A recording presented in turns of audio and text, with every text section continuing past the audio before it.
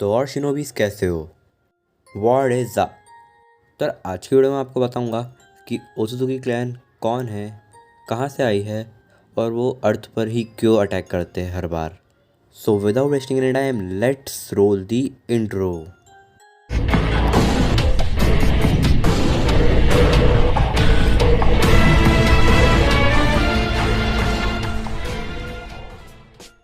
ओत्सुकी basically एक alien parasite है जो स्पेस में ट्रैवल कर सकते हैं और वो दूसरे प्लैनेट्स पे जा जाकर चाक्रा फ्रूट को हार्वेस्ट करते हैं, मतलब उसे प्लांट करते हैं।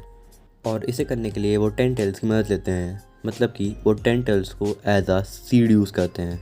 जब टेंटेल्स को ज़मीन के अंदर प्लांट कर दिया जाता है तब वो डिवाइन ट्री का फॉर्म ले लेता है और वो डिवाइन ट्री 1000 सालों तक लोगों का चाक्रा और आसपास की नेचर एनर्जी को एब्जॉर्ब करके एक चाक्रा फ्रूट को बनाता है। और जो भी ओत्सुकी उस चाक्रा फ्रूट को कल्टीवेट करता है उसके पास अल्टीमेट पावर आ जाती हैं। सबसे पहले डिवाइन ट्री ग्रो किया था कागुया ने, और हर ओत्सुकी को पेयर में भेजा जाता है किसी भी प्लेनेट पे डिवाइन ट्री को ग्रो करने के लिए। इन अर्थ कागुया और इशिगो को भेजा गया था, बट इवेंचुअली कागुया ने इशिगो को बिट्रे कर दिया और उसे अधमरा छोड़ दिया। बट किसी तरह इशिकी अपना वेसल एक प्रीस्ट को बना देता है, जो कि हम बरूटो मांगा चैप्टर्स में देख चुके हैं। तो अब शुरू से शुरू करते हैं। डिवाइन ट्री को प्लांट करो अब 1000 साल हो चुके थे, तो कागुया फिर से अर्थ पर आ जाती है और जिस जगह कागुया लैंड करती है वो जगह होती है the land of ancestors. Land of ancestors के सोल्जर्स कागुया को उनके राजा के पास ले आती है, जिसका नाम है तेंजी।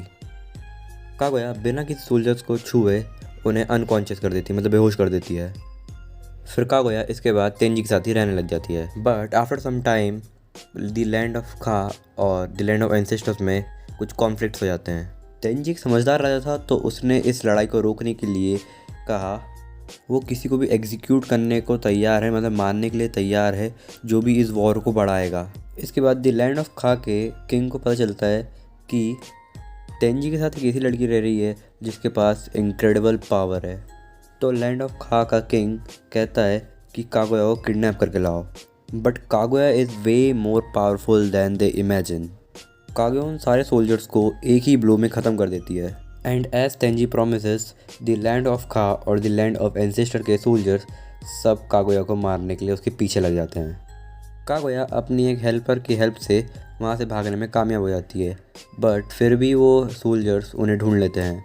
बट इसी बीच कागुया की हेल्पर कागुया को बचाने के लिए उसके लिए मर जाती है।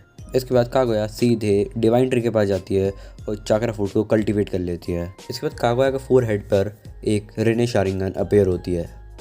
फिर कागुया सभी वॉरियर्स को रोकने के लिए मून की सरफेस पे एक लाइट प्रोजेक्ट करती है, जिससे इन्फिनिटी सुकियोमी बनता है और सारे सोल्जर्स इन्फिनिटी सुकियोमी में चले जाते हैं। अब बहुत साल बीत चुके हैं और इन्फिनिटी सुकियोमी का असर भी ख़त्म हो चुका है। इसी बीच कागुया के 2 बेटे होते हैं, हागोरुमो और हामुरा।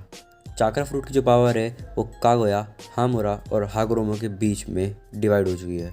गांव में से कुछ चुने हुए लोगों को एक रिचुअल फॉलो करना होता है जो कि कागुया ने बनाया था। इस रिचुअल के अकॉर्डिंग जो लोग कागुया किसी काम के नहीं है उन्हें डिवाइन ट्री के पास जाना होता है और डिवाइन ट्री उन्हें पकड़ के उनके अंदर का चाक्रा एब्जॉर्ब करके उन्हें मार देता है। और वो रिचुअल एक लड़की परफॉर्म करती है जो हागोरुमो को पसंद होती है। इसके बाद हागोरुमो और हामुरा कागुया से पूछते हैं इस रिचुअल के बारे में, बट कागुया उन्हें मना कर देती है कुछ भी बताने से। और कागुया हागोरुमो और हामुरा से कहती है कि उस जगह पर बिल्कुल मत जाना। बट हागोरुमो और हामुरा कागुया की बात ना मानते हुए डिवाइन ट्री के पास चले जाते हैं इन्वेस्टिगेट करने कि क्या चल रहा है।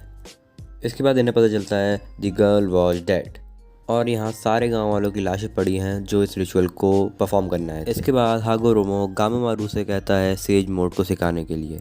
हागोरुमो ओत्सुकी होने के कारण सेज मोड को बहुत अच्छे और जल्दी सीख पा रहा था। कागुया, हागोरुमो और हामुरा दोनों से नाराज़ होती है क्योंकि वो दोनों उस फॉरबिडन प्लेस पे गए थे और कागुया, हागोरुमो और हामुरा दोनों से वो पावर क्लेम करना चाहती है जो उन तीनों में डिवाइड हो गई थी। फिर इसके बाद बैटल चालू हो जाती है कागुया वर्सेस हागोरुमो एंड हामुरा। बहुत टाइम तक लड़ाई चलने के बाद समहाउ कागुया को वो सील कर देते हैं और वो सील इतनी बड़ी होती है कि वो मून का फॉर्म ले लेती है। इसके बाद हागोरुमो बन जाता है 10 टेल्स का जिंचुरकी और उन्हें डिवाइड कर देता है 9 टेल्स में। और हामुरा चल जाता है मून पर कागोया की सील की रखवाली करने के लिए। इसके बाद हागोरोमो के 2 बेटे होते हैं जिनका नाम होता है आशुरा और इंद्रा। जो इंद्रा होता है वो होता है उचिहा क्लैन का प्रेडेसेसर, और जो आशुरा रहता है वो रहता है ओजुमाकी और शेंजू क्लैन का प्रेडेसेसर। और जो हामरा रहता है वो मून पर एक अलग ही कॉलोनी क्रिएट कर देता है शिनोबीज़ की। और इसकी 2 ब्रांचेज है, एक है मून ब्रांच और एक है अर्थ ब्रांच। मून ब्रांच पे शिनोबीज़ रहते हैं, वो है तोनेरी और उसके साथ के बाकी लोग, और जो अर्थ पे हैं वो है युगा क्लैन के लोग। तो यार आई होप आपको ये वीडियो अच्छी लगी होगी। अगर वीडियो अच्छी लगी हो तो वीडियो कर दो लाइक, चैनल कर दो सब्सक्राइब, और इस वीडियो को अपने दोस्तों के साथ शेयर करो और कमेंट करके बताओ कि मैंने कुछ गलत तो नहीं कहा। और अगली वीडियोस के लिए आपके आइडियाज़ मिलते हैं अगली वीडियो में। तब तक के लिए बाय।